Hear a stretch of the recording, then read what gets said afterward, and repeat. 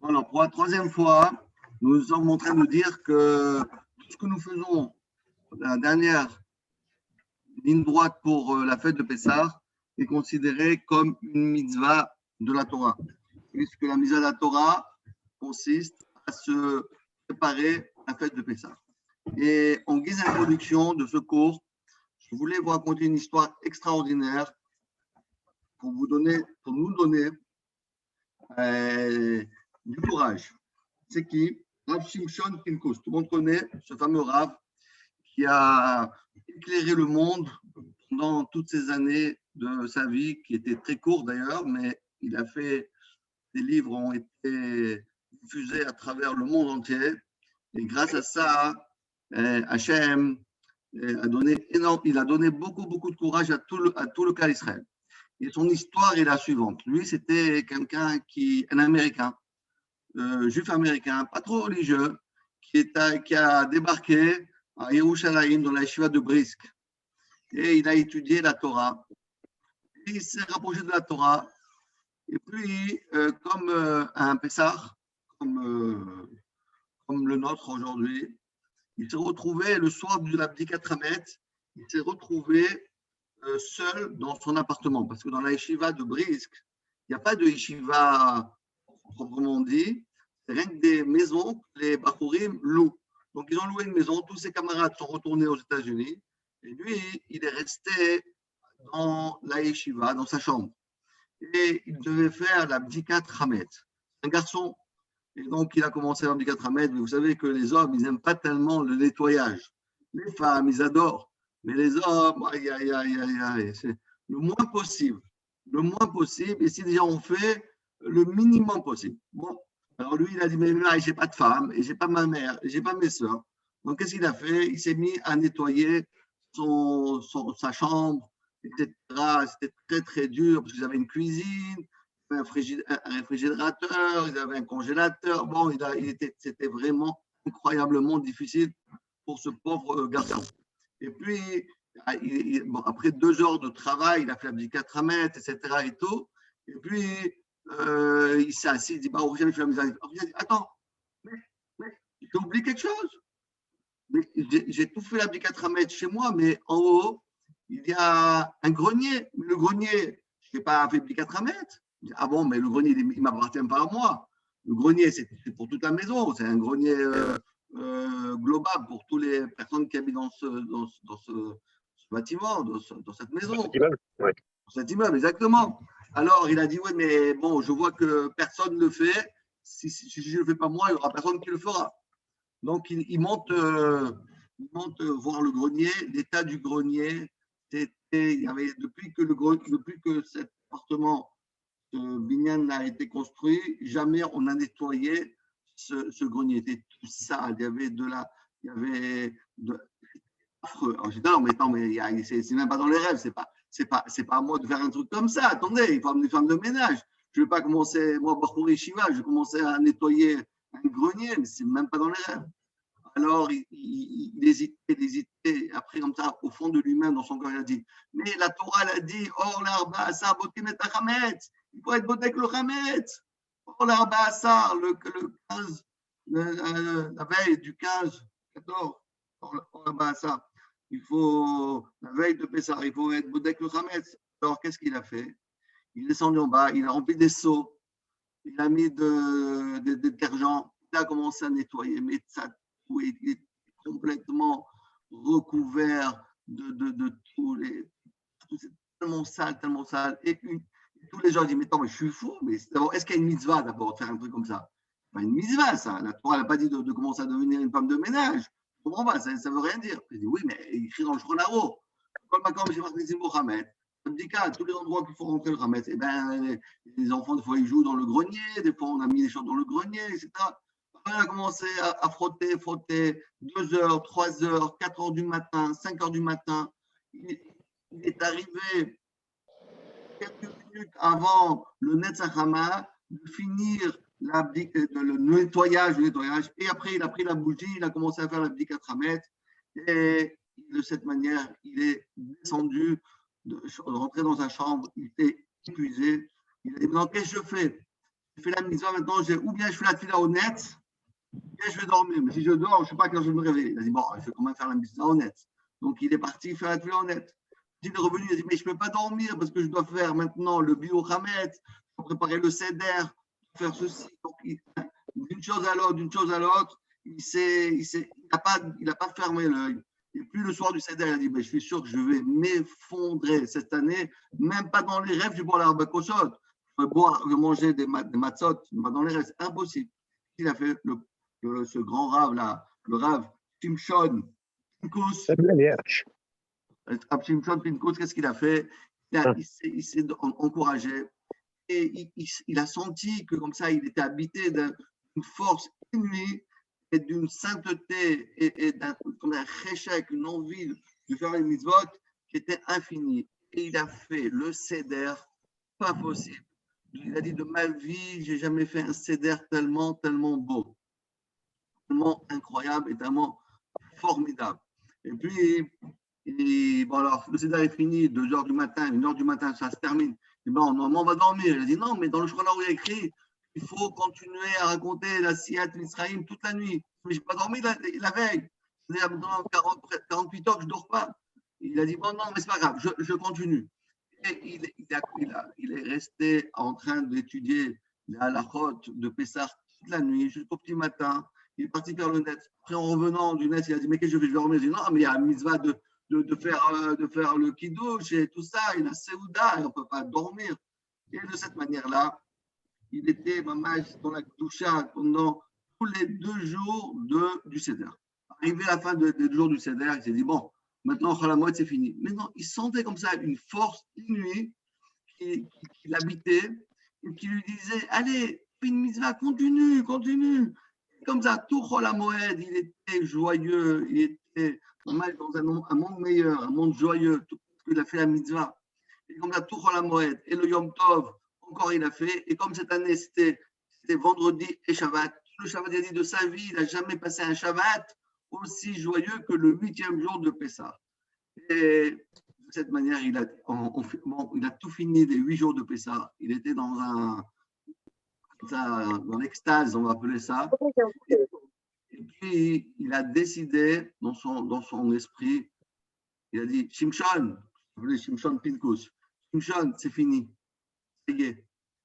C'est tout ce que je pensais. Bon, je vais étudier 1 an à l'Yeshiva, après je retourne je vais à la fac, je vais devenir ingénieur, je vais devenir médecin, je vais devenir avocat. Fini ça. C'est trop beau la Torah. Et de cette manière, il est devenu le Rav Shimshon Pinkus, que tout le monde connaît. Grâce à quoi? À la Bdikat Hamet. Et c'est cette histoire, il a raconté chaque fois qu'il faisait un cours sur ça, il racontait cette histoire.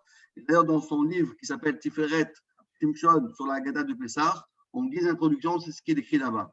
Et voilà comment sa vie se termine. C'est que la veille de Pessah, il y a quelques années, le pauvre, il a fait un accident terrible et il est niftar.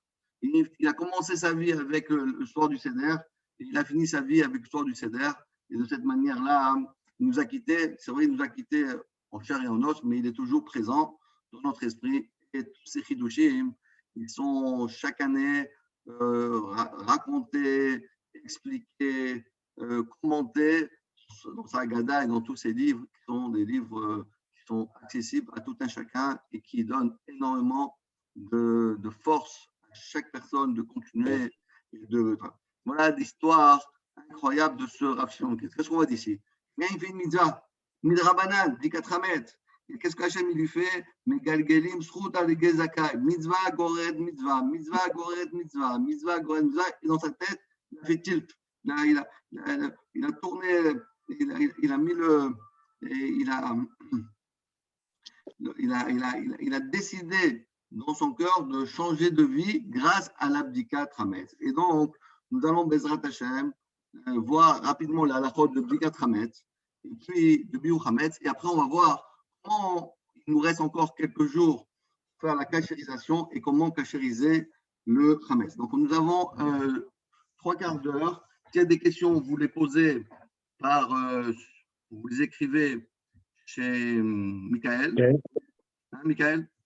D'accord? Et comme ça, après, on Exactement. Sur le fil de discussion, vous écrivez. Sur le fil de discussion et on les consolide à la fin. Donc, jeudi soir, qui est le 14 du mois de Nissan, donc nous devons vérifier le Hametz.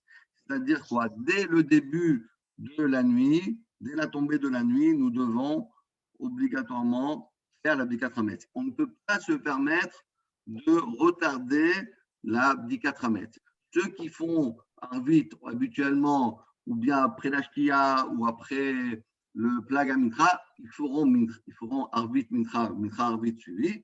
Et comme ça, dès qu'il y a la sortie des 3 étoiles, à peu près aujourd'hui à Paris à 21h20, eh ben, ils pourront faire la mitzvah immédiatement. Et d'ailleurs, c'est comme ça explique le Ravad, Or la Rabba, on dit Or la Rabba, parce qu'il faut faire la 80 le plus possible. Or, il reste encore un petit peu de lumière, que même lorsqu'il y a encore les 3 étoiles qui apparaissent dans le ciel, malgré tout, il y a un petit peu encore de lumière. C'est pour ça qu'on dit Or la Rabba, on ne dit pas la nuit. Rappelle-toi, Patrick, on avait étudié. Pourquoi on dit Or? Oui, dans Psachim, je l'ai bien en tête. Voilà. Je l'ai bien en tête, dans Psachim. Voilà, dans Psachim, bravo. Alors, donc, pourquoi on dit Or? Ça veut dire qu'il faut encore un petit peu de lumière. Donc, tout de suite, c'est pour ça que si quelqu'un veut manger, il ne peut pas manger dès qu'une demi-heure avant la nuit, il ne prendra pas de repas. S'il veut commencer avant, à 20h, il n'y a pas de problème. Mais à partir de 20h50, à Paris, il ne peut plus manger. La même chose, il ne peut même pas étudier. C'est la seule fois dans la Torah où on dit à une personne, tu n'étudies pas. Est-ce que vous avez entendu une fois qu'un rabbin dit, tu n'as pas le droit d'étudier? Ça n'existe pas, ça. Oui, une fois, le soir de Bdika Hametz. La Bdika Hametz, elle dépasse même le limoud à Torah.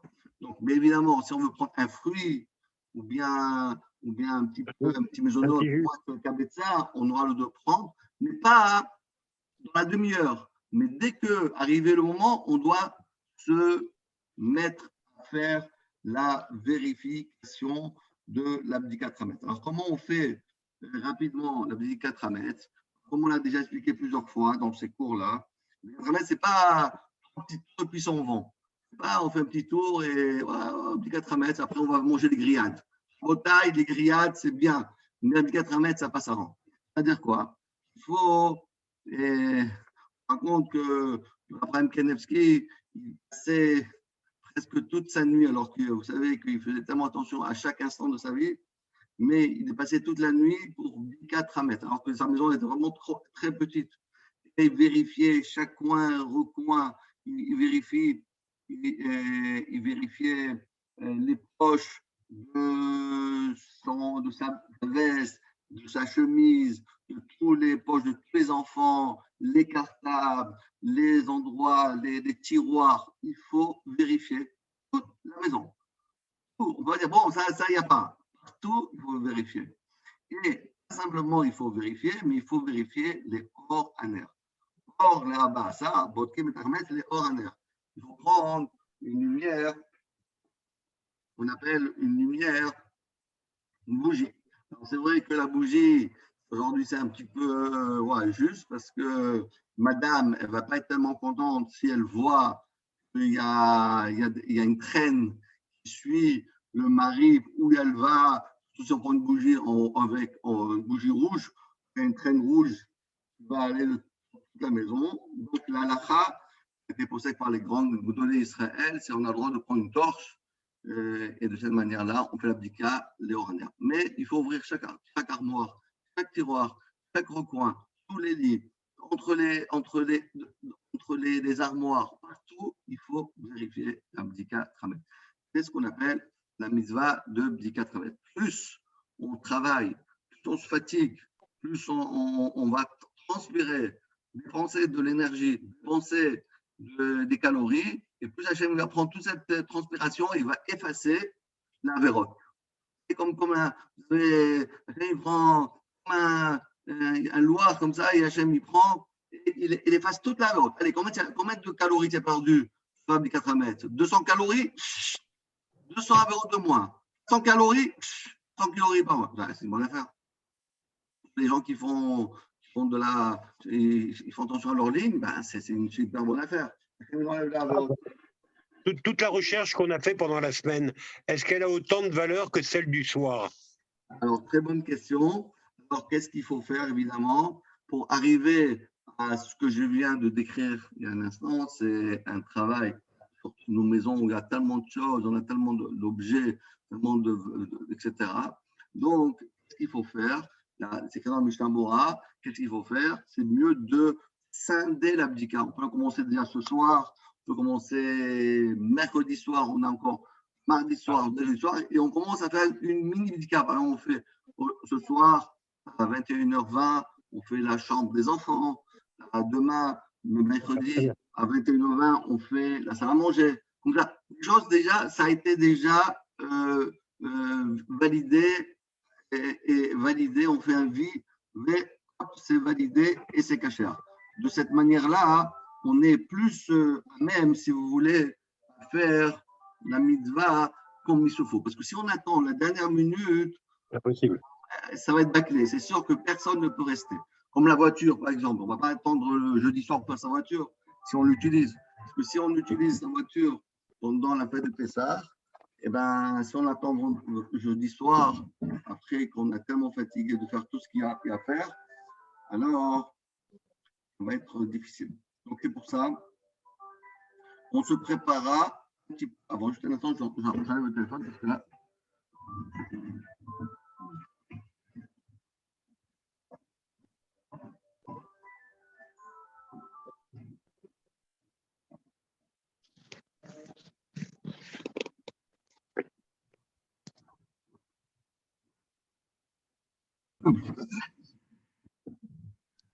Oui, exactement. Alors, je disais, donc c'est mieux de le préparer avant, mais la bracha, on la fera que jeudi soir.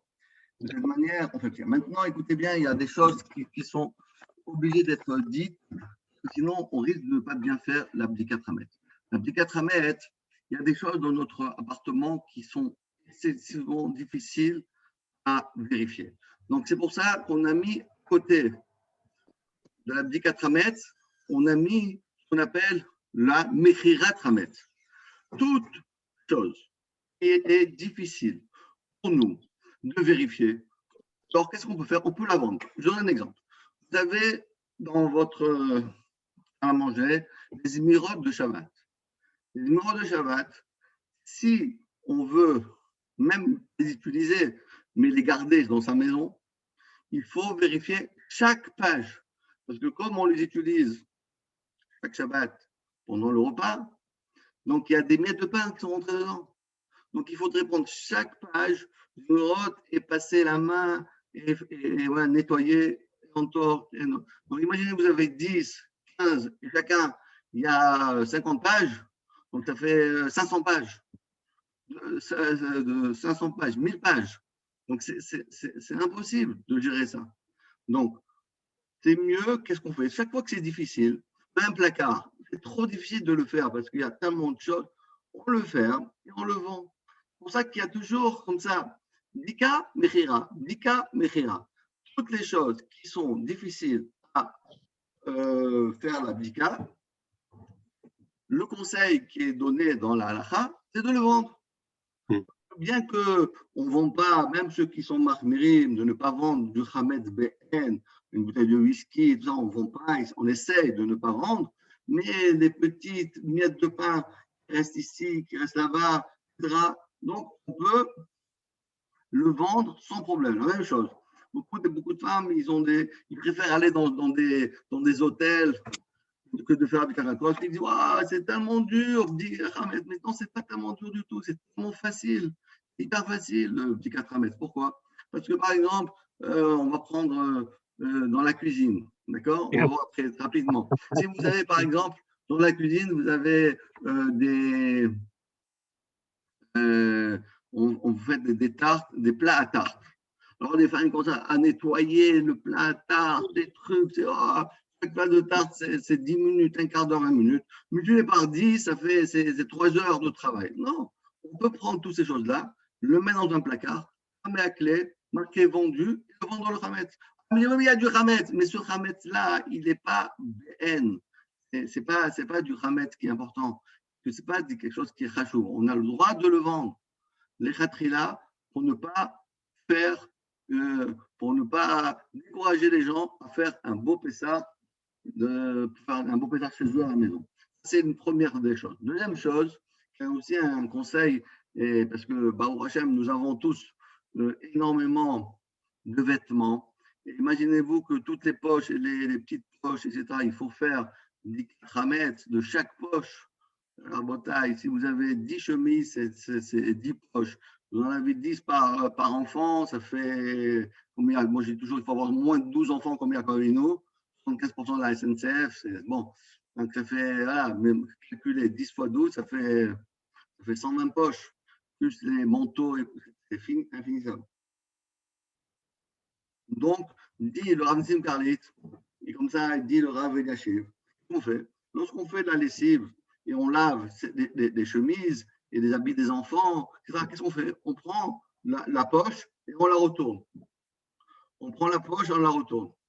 Et on la met directement dans la machine à laver. Et la machine à laver, quand elle tourne, automatiquement, elle va évacuer les miettes de pain. Et même s'il y a une miette de pain qui n'a pas été évacuée, mais comme elle était au contact avec la lessive, donc elle devient paraoula achila, puisqu'elle va être achila, même achila qui lève, et donc ça ne pose aucun problème. Voilà encore deux facilités comment faire pour que ce soit son pessar tellement facile, si facile, comme comme disait Michael, notre ami, si facile de faire Pessah. C'est incroyable comment c'est facile de faire Pessah. C'est vraiment, en un tour de main, on fait un très beau Pessah. Il faut simplement étudier un peu la halachot et on voit que c'est pas si difficile que ça. Continuons. Et donc, ça, c'est l'abdikat Hametz. Donc, on va s'atteler à Bezrat Hashem, de préparer sa maison le jeudi après-midi pour que la maison elle soit voilà, facile à faire l'abdikat Hametz. On a préparé déjà bien avant, etc. Donc après, c'est vrai qu'on vérifie, c'est un plaisir, c'est la joie, c'est les enfants, c'est la femme, tout le monde ensemble, et on fait des bonnes grillades. C'est l'essentiel. Si on a fait une belle mitzvah, le goût des grillades a un meilleur goût. Si on a bâclé l'abdikat Hametz, il n'est pas bon, je sais pas, le foie, la viande, elle n'est pas tellement bonne, elle n'est pas fraîche cette année. Ah oui, c'est normal, parce que tu n'as pas fait l'abdikat Hametz bien. Donc l'abdikat Hametz, c'est le leitmotiv de. Alors, qu'est-ce qu'on a l'habitude de faire? On a l'habitude de prendre des 10 morceaux de pain. Pourquoi 10 morceaux de pain? Parce que vous savez tous que le Harizal nous a dit que de la même manière qu'il y a 10 degrés de pureté, il y a 10 degrés d'impureté. Et le pain, après ça, il est le symbole de l'impureté. Donc, qu'est-ce qu'on fait?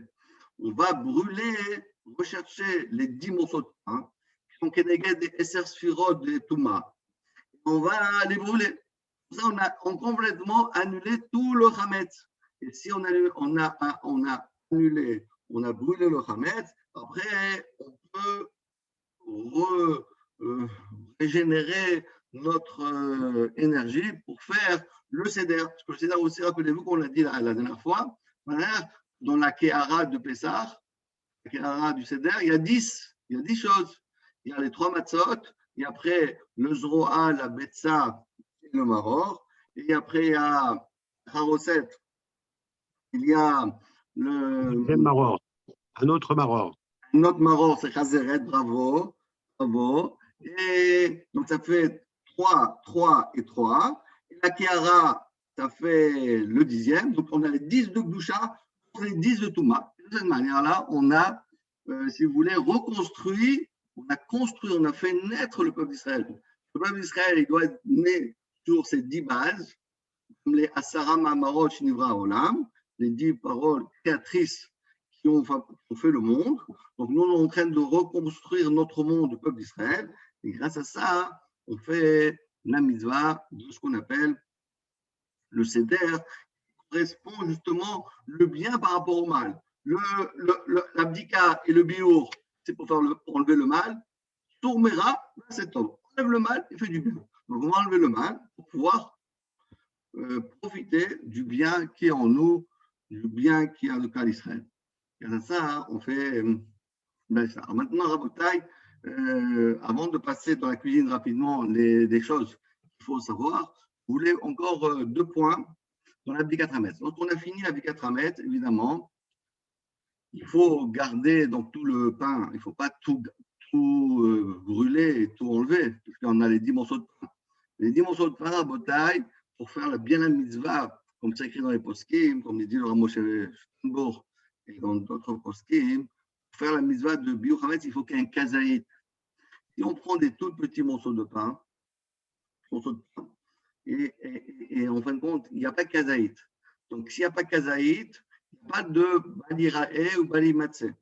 Pour pouvoir faire la mitzvah de détruire le hametz, il faut que le hametz il a au moins le volume d'une olive.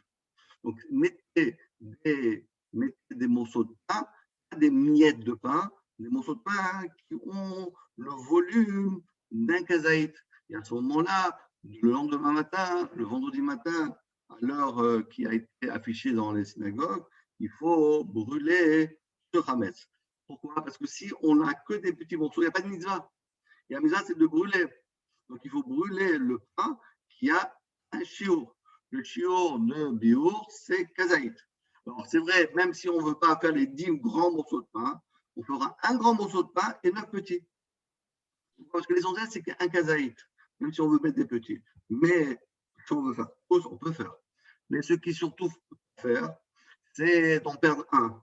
Parce que si on en a mis 10 et on n'en retrouve que 9, aïe, aïe, aïe, aïe, là, il faut appeler Rabat aussi, je donne mon numéro de téléphone, 06 18 26 68 68. Parce que là, c'est une catastrophe. Donc, Botaï, dites à votre femme ou à l'enfant qui cache ça, qui marque un papier et qui écrit exactement le premier morceau de pain, il se trouve ici, le deuxième morceau de pain là-bas. Parce que si on joue à cache-cache et après on ne le retrouve pas, il faut démonter la maison à Botaï. Il faut la démonter. Alors là, vraiment démonter. Et donc, moi, je dis toujours un exemple, c'est que lorsqu'on parle de vérifier, chercher le hametz, c'est comme on cherche un diamant. Imaginez-vous que vous avez perdu un diamant de 3 carats, 5 carats, 10 carats. Il est perdu, il est tombé. Bon, tu dis, bon, allez, vite, je dois prendre dans mon jeu. Non, mais la bague de ta femme, elle est perdue. Ça veut dire quoi? Le diamant ça veut dire quoi?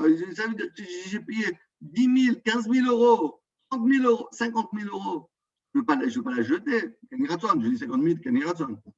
Ok, tout le monde aura. À la fin des temps, Hachem nous donnera encore plus, comme c'est écrit dans la Gemara, dans Maseret Vatra, dans le Daf.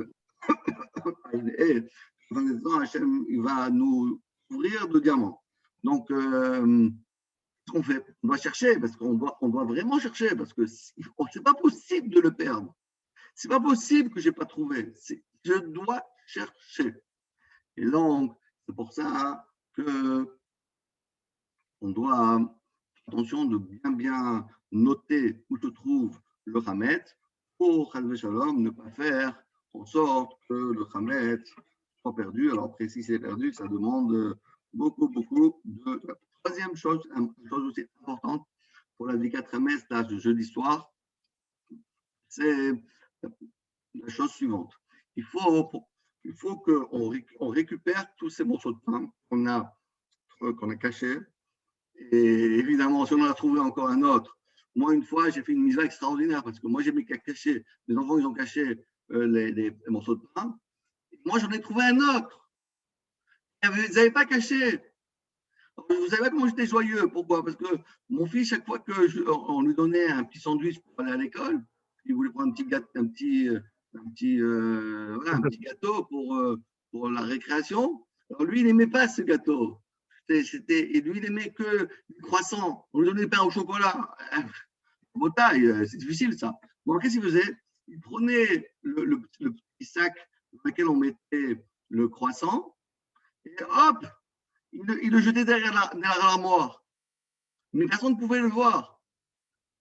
Et pendant la Bikat Hametz, moi j'ai mis la torche, vous savez, derrière l'armoire et j'ai vu, mais c'est quoi ce truc-là? Il y a un sac. Bon, c'était difficile de sortir. Mais lorsque je l'ai sorti, j'ai dit, ah, tu vois comment les Khamim sont intelligents. L'école Makom, Machnesim Bohametz, ça répliqua. Chaque endroit où on fait la Bikat Hametz, on met tout vérifier. On met tout. Donc, Rabotaï, qu'est-ce qu'il faut faire? Les 10 morceaux de pain, Et personnellement, je ne pense pas que c'est bien de le mettre dans du papier aluminium. Parce qu'après, quand vous le mettez dans du papier aluminium, après, pour ouvrir le papier aluminium, c'est très, très difficile. Donc, c'est mieux de le mettre dans un sopalin et un plastique. Comme ça, le matin, c'est facile d'enlever le plastique et le sopalin et de jeter directement le morceau de pain dans le feu. Aujourd'hui, c'est un peu difficile de trouver du feu, mais bon, chacun, il doit essayer de trouver un endroit où il y a un peu de feu pour brûler le khamet. Et Michael, en bas de chez nous, il nous fait des grillades. Nous, on fait les grillades le soir et lui fait les grillades le matin. Nous, on fait la viande et lui, il nous fait du pain grillé. Voilà, mais vous le ferez sans moi cette fois. Hein? Vous le ferez sans moi cette fois. Ah, là, bon, lui fait le petit déjeuner, nous, on fait le souper du soir. La bataille. Nous, on le fait avant Aleph, mais les intentions l'année prochaine, j'espère qu'on pourra le refaire ce minag. Et cette fois-ci, on peut le faire dans le balcon, mais dans un petit. Boîte de conserve. Ouais, une boîte de conserve, et comme ça, on fait bien la mitzvah. Il faut faire bien la mitzvah parce que le feu. Avec le loulav. Avec le loulav. Et avec. Dans la boîte de conserve, il aura du mal. Ouais, c'est avec le conserve. À l'époque, c'était Moshe Mamou, il faisait ça bien, etc. Il préparait tout ça. Je l'emmène. Moi, je l'ai, mon loulav, je l'emmène. Je l'emmène avec moi, je le brûle. Ah ben, très d'accord. Là-bas, tu peux le jeter là-bas à Chypre, tu peux le jeter là-bas. En Crète. En Crète, tu peux le donner là-bas. La bataille, c'est pour que ce soit. Et de cette manière-là, on fera le vendredi matin cette mitzvah qui est de brûler le Hametz, qui est très, très important, comme on peut le lire dans le Leshem Yichud qui a écrit le Ben Ishraï. Hachem, il brûle toutes les fautes, Hachem, il brûle toutes les modes qu'il y a dans le monde, Hachem, il brûle tous les Rechaïm, et Hachem, il brûle de cette manière, un peu arriver Hachem la Géoula. Donc, brûler le Hametz, c'est quelque chose de hyper important. Mais la mitzvah, elle commence par la recherche pour arriver à brûler le Hametz. Et quand on a fini tout ça, on doit le faire évidemment dans les horaires qui sont affichés, pas plus tard, parce que si on le brûle après le moment où on n'a plus le droit de tirer profit, donc on n'a pas fait la mitzvah. Donc, il faut un petit peu en avance pour pouvoir bien faire la mitzvah, que ce soit bien brûlé, encore quand ça nous appartient. Parce qu'après la 5e heure, ça ne nous appartient pas et on ne peut plus faire la mitzvah. Et après, évidemment, on ne peut plus manger ni de pain, ni de matzah. Alors, qu'est-ce qu'on mange? Alors, les Tunisiens, ils mangent du riz. Les Marocains, ils mangent pommes de terre. Et il y en a, comme le Khazonish, il ne mangeait rien du tout. Pourquoi? Parce qu'il gardait son appétit pour le soir du Seder, parce que vous savez tous qu'il y a la mitzvah, sur le Seder, de manger le soir, le Betkahavon, de manger avec envie. On a envie de manger les matzot, on a envie de manger les marors.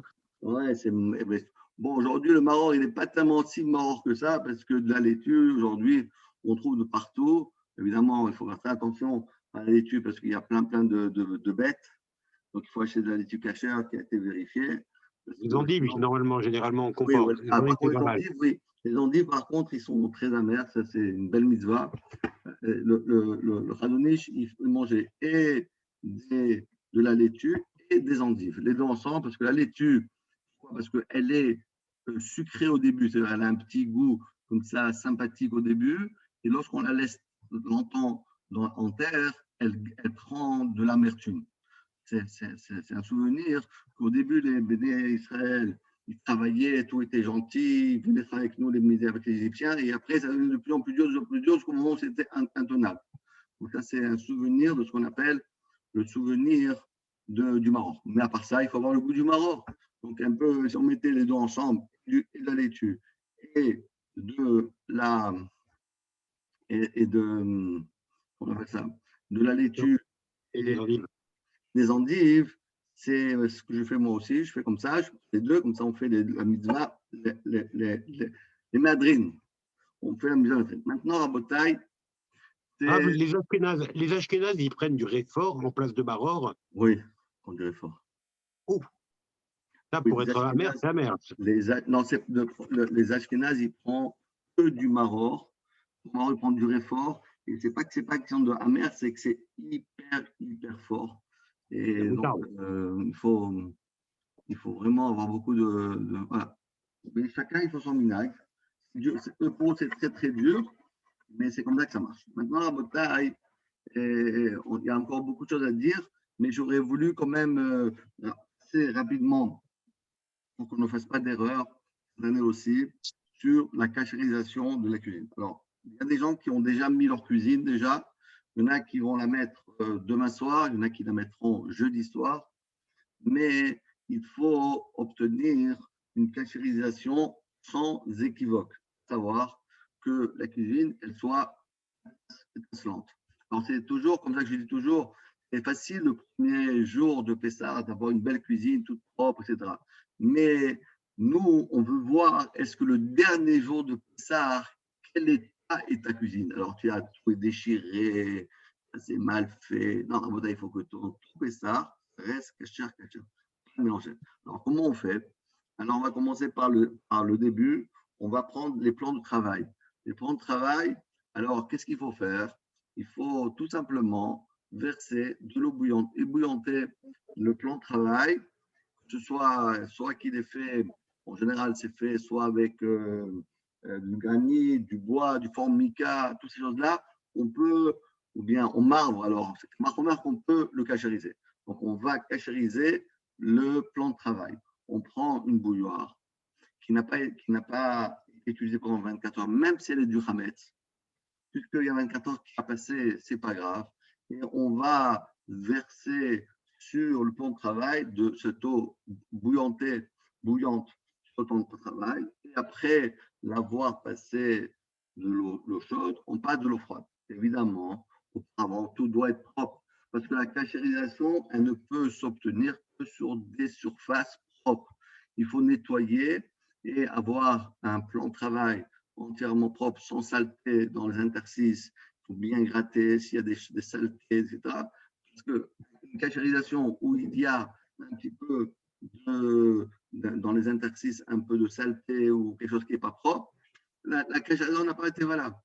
Donc, ça ne sert à rien de s'obséder à verser de l'eau chaude si on n'a pas au préalable avoir le plan de travail qui est nickel. S'il est nickel, propre, alors à ce moment-là, on peut verser de l'eau et à ce moment-là, on le cachérise. Et de la même manière, ça se passe aussi pour les éviers en inox. C'est la même chose. Qu'est-ce qu'on fait?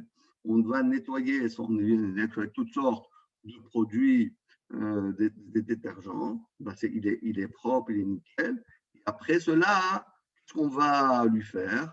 On va encore une fois verser, on va le bouillanter avec de l'eau bouillante sur tout l'évier, sur le robinet, sur la robinetterie.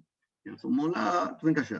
On finit avec de l'eau froide. L'eau chaude, l'eau froide. Donc, si on résume, très simple. Nettoyage, eau chaude, eau froide. Et après, ça devient caché. Ce qu'on appelle dans la Torah, ou morak vishutaf bamaï. Morak, c'est déjà avec l'eau chaude. Shutaf, ça veut dire les shtofs, on est nettoyer avec l'eau froide. Et à ce moment-là, il est caché. De cette manière, on fait la cachérisation de toutes ces, que ce soit le plan de travail, que ce soit l'évier, tout ça. Maintenant, comme je dis, il y a Pessah, on a toujours des minagim qui sont au-delà de la lacha.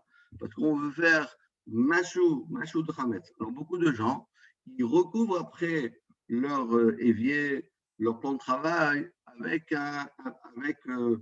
du papier aluminium, avec du PVC, avec toutes sortes de produits pour que les casseroles de Pessah soient en contact avec l'évier directement ou avec le plan de travail. Donc, il y en a qui s'y prennent. Se vend dans tous les magasins cachés avec du papier aluminium. Et comme ça, on le dépose. Comme ça, quand on pose les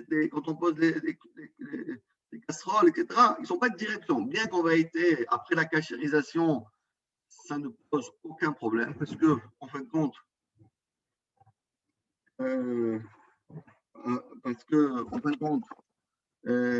c'est caché. Mais la khumra, on fait la khumra et de cette manière, on obtient une cachérisation sans équivoque. Ça, c'est la première chose.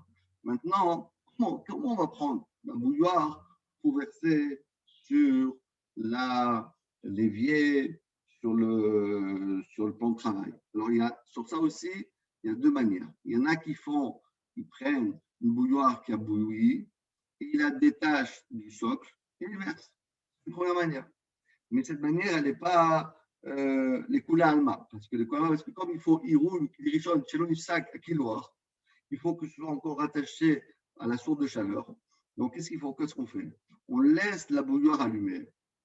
Lorsqu'elle est en train de bouillir, on va bloquer le système de thermostat et on va verser de l'eau pendant que c'est encore en train de bouillir. Alors là, c'est une cacherisation sous équivoque. Ça s'appelle Irouille, c'est l'eau de Nifsaka Kiloir. Parce que si on enlève la bouilloire de son socle, donc il n'y a plus de chaleur, elle a sa chaleur personnelle, mais elle n'a plus de chaleur. Alors que si on la laisse sur le socle et on verse avec le socle, comme ça directement, alors à ce moment-là, il y a encore de l'énergie, de chaleur qui est en train de faire bouillir l'eau. Et à ce moment-là, on obtient une cacherisation qui est encore meilleure. Maintenant, c'est la même chose aussi pour la table. Une table aussi. En général, dans les tables, on n'a pas besoin de faire tellement de choses. Pourquoi? Parce qu'une table, ça dépend. Il y a des femmes qui mettent habituellement, on la recouvre avec une nappe. Donc, en général, la table, elle n'a pas été en contact. Des fois, il y a des gens qui mettent leur casserole de Hamet sur les tables, directement, sans nappe. Alors, ça dépend. Si toute l'année, on a mis une nappe, donc il suffit simplement de verser de l'eau chaude et c'est cachère. Alors que si on a mis la casserole directement sur la table sans nappe, alors ça revient exactement à ce qu'on appelle l'évier en inox. Et donc, il faut, avec cette bouilloire, sans enlever, sans la détacher de son socle, et verser directement de l'eau chaude, de l'eau froide, recouvrir avec une nappe et c'est caché à la Pessah. Vous savez comment c'est beau une cuisine neuve de Pessah? Wow. Il n'y a pas plus beau que ça. Même Ikea, ils ne sont pas arrivés à faire une aussi belle cuisine. C'est neuf. Voilà, maintenant, on a cacherisé, on va parler de ce qu'on appelle des cuisinières à gaz et les cuisinières électriques. Alors, vous savez tous que les cuisinières à gaz, donc il y a trois parties dans la cuisinière au gaz. Aujourd'hui, de moins en moins, on les trouve. Donc, il y a les brûleurs, il y a les grilles, et il y a ce qu'on appelle la surface en émail de la cuisinière. Bon, je dis quand même la halakha pour ceux qui en ont. Aujourd'hui, ça devient il faut dans un musée pour trouver un truc comme ça. Mais bon, ça existe encore. Donc, qu'est-ce qu'il faut faire? Les brûleurs, comme son nom l'indique, il faut les brûler, ce qui n'est pas facile à faire. À l'époque, même à Yerushalayim, les gens amènent leurs brûleurs et il y a des chalumeaux comme ça.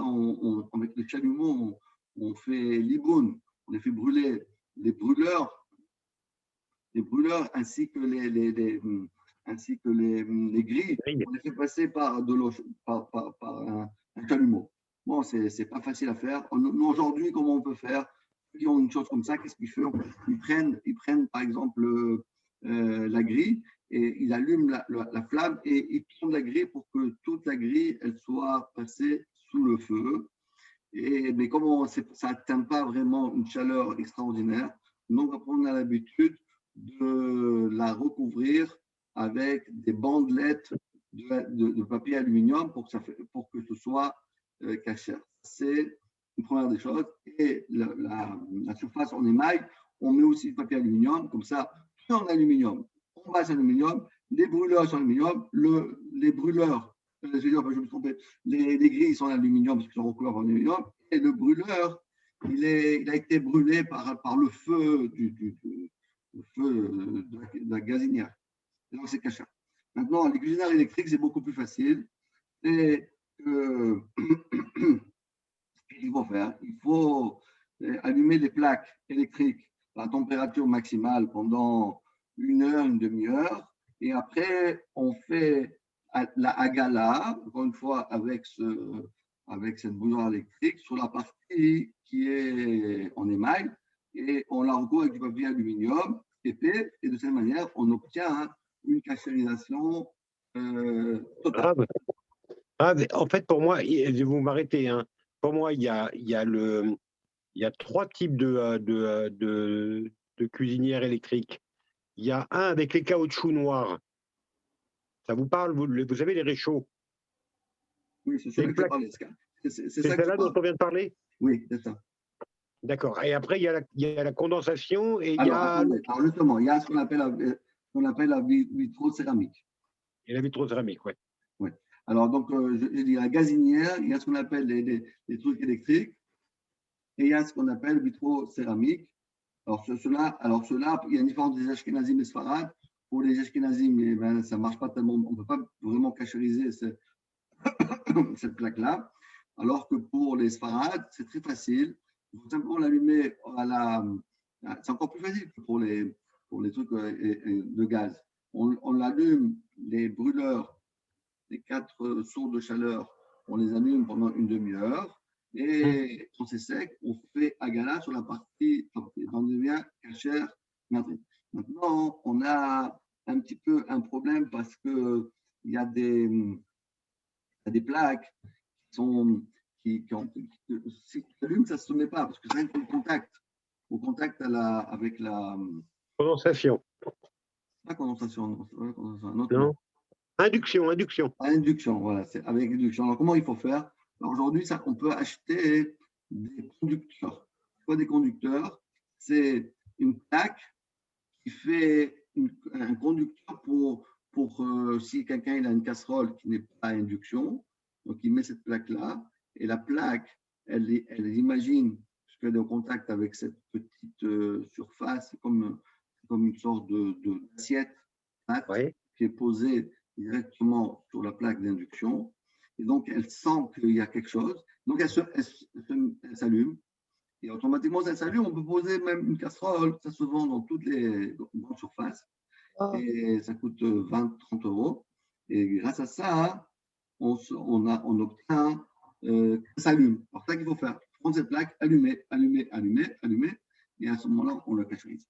La haute rabotaille, d'après la halakha, on ne peut pas la cachériser. Donc, il faut la recouvrir. Parce que pour la cachériser, rabotaille, il faudrait la démonter entièrement, la gala, parce que nous, on pense que Pessar, il y a toujours la vapeur et la condensation. La condensation, on ne peut pas le faire, donc ça ne marchera pas. Et le micro-ondes, alors, nous les Sfaradim, on n'est pas cachérisable, sauf pour des gens malades, pour des femmes seules. Alors, voilà, comment on fait pour le cachériser si vraiment on a besoin d'avoir son micro-ondes? Donc, il faut bien nettoyer. On met un verre avec un détergent et on la laisse au maximum pour que ça fait de la vapeur et ça cachérise tout l'intérieur du micro-ondes. Maintenant, les fours à botaille. Alors, il y a 3 sortes de fours. Il y a les fours normaux, les fours à catalyse et les fours à pyrolyse. L'halakha, comme c'est écrit dans tous les poskim, que les fours à pyrolyse sont cachérisables, alors que les autres fours ne sont pas cachérisables. Il y a des rabbinim qui ont permis, mais rabotaille, ça, on ne peut pas être sommaire sur des coulottes. Donc, ceux qui ont un four à pyrolyse, ils peuvent le cachériser. Comment on fait? On le met au maximum et après, on recouvre la porte de l'intérieur avec papier aluminium parce que la porte, le problème, c'est qu'elle n'est pas bien pyrolysée, alors que les autres fours, on n'arrive pas à avoir un liboun parce que c'est la différence. Pour avoir un liboun, il faut avoir au moins 350, 100 degrés. Alors qu'un four normal, il monte à 120, 130, 170. Il ne peut pas monter à 300 degrés. On n'obtient pas vraiment un liboun. Pour ça, il faut faire, c'est ou bien acheter un four à pyrolyse. Voilà un beau cadeau. Voilà un beau cadeau. J'ai acheté un four pour Pessar, moi. Hein? J'ai un four pour Pessar, spécialement pour Pessar. C'est ça le plus beau cadeau que tu as fait à ta femme. Là. Donc, c'est ça le plus beau cadeau, c'est d'avoir un four pour Pessar ou bien offrir un beau four de pyrolyse. Ça ne coûte pas tellement cher. On peut trouver à 300, 400 euros et c'est bon. Maintenant, la plaque électrique de Shabbat, qu'est-ce qu'il faut faire? Ou bien on achète une autre, ou bien on va laisser chauffer pendant 1 heure à température maximale. Et après, on verse encore une fois de l'eau ébouillantée et on la rince avec de l'eau froide. Et enfin, on la recouvre avec papier aluminium. De cette manière-là, on obtient une cachérisation optimale. Alors, après, tout le reste, c'est de la rigolade parce que le réfrigérateur, le congélateur, c'est rien que du nettoyage à froid. les éléments de cuisine, il suffit simplement de les nettoyer à froid, donc on nettoie comme on nettoie. Et l'essentiel, c'est l'abdicat Hametz qui vient derrière, ce n'est pas le nettoyage. Et le lave-vaisselle, alors le lave-vaisselle, si on résume, on n'a pas encore trouvé un système de cachériser la vaisselle parce que sinon, il faudrait démonter le lave-vaisselle et de faire la galade dedans. Je ne crois pas que quelqu'un ait envie de s'amuser à démonter son lave-vaisselle la veille de Pessah. On revient à l'essentiel, c'est-à-dire à faire la vaisselle à la main. D'ailleurs, on ne reste pas beaucoup de jours pour faire la vaisselle. Donc, c'est bien d'apprendre à nos filles de laver la vaisselle. Pourquoi on veut apprendre à nos enfants à être des fainéants? Vous savez, c'est quoi ça? C'est la fête et l'anti-fainéantisme. C'est contre le fainéant. Pourquoi? Parce que tout est vite, rapide. On les arise. Il a fait le Hametz. C'est qu'est-ce que le Hametz et la matzah? C'est le temps. Le Hametz, il est fainéant, on le laisse monter, il prend de la place. Le Yetzirah, il nous prend toute la place, il ne nous laisse pas le temps. Il ne laisse pas le temps d'étudier la Torah. Allez, tu dois faire ça, il doit faire ça, et encore ça, encore ça. On n'a plus le temps. Alors que la fête de Pessah, c'est. Non, on n'a pas eu le temps de rester faire ça. On n'a pas eu le temps. Voilà votre taille, ce que rapidement on a fait un truc. Bezrat Hashem, que Hashem nous donne tous, Bezrat Hashem, à nous tous, Bezrat Hashem, le tzrout de faire un Pessah cher Bessameach. Bezrat Hashem, un Pessah qui soit. Hashem, il a dit celui qui fait attention à Pessah et il fait pas zéro avérat TTC. Alors, Mouftarlo, c'est qu'il aura, je te donne le garantie, assurance vie, l'assurance de la vie, pas de la mort, l'assurance de la vie. Que l'oyecheta, tu ne seras pas fait d'avérote, et tu auras une vie qui est heureuse, et pleine de bonheur, pleine d'aflacha, des mariages, des bar mitzvot, des Bezrat Hashem, des enfants, des petits-enfants. Et Bezrat Hashem, on se donne tous rendez-vous avec le Mashiach, bientôt, à Yerushalayim, pour faire le Korban de Pessah. Ceux qui ont fait le Tafayumi de Psachim sera plus facile pour ceux qui n'ont pas fait parce que pour savoir toute la halachot de Korban Pessah, il faut quand même étudier un petit peu. Mais bon, il y a Rava aussi, il faut en faire des cours, on sait comment faire le Korban Pessah, le temps qu'il arrive le Mashiach. Amen. Au Pessah et à très bientôt. À très bientôt. Merci beaucoup, Rav. Kol Tov. À bientôt.